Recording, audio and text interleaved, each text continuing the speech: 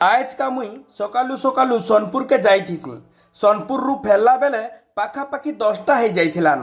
देखि नेसी कुमारकेली छकनु मात्र 50 मीटर दूरियारे तालसज माने गदा होइथिसी। सेथिर लगी गाड़ीटा अटकैकी तालसज खाइबार लगी रेडी हो जाएसी। ई समय ने विभु आज्ञा तालसज खाउथिसन आर मोर नजरटा पड़ जाएसी आज्ञांकर उपरे।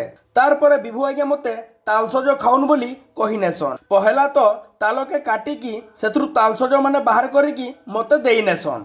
तारपर मुई तालसज खाई नेसी। बहुत बढ़िया लागुतला तालसज। किए किए एंता बाटे बसा हेतिबार तालसज माने खाइचन बोले कमेंट बॉक्स रे जणाई देबे। हाँ आर गुटे कथा, जेन माने बेस्ट साउंड सिस्टम रो संगे लाइट भड़ारे नेबार लगी चाहुछन बा टेंट हाउस भड़ारे नेबार लगी चाहुछन श्रीराम टेंट एंड साउंड के जोगाजोग करि पारबे।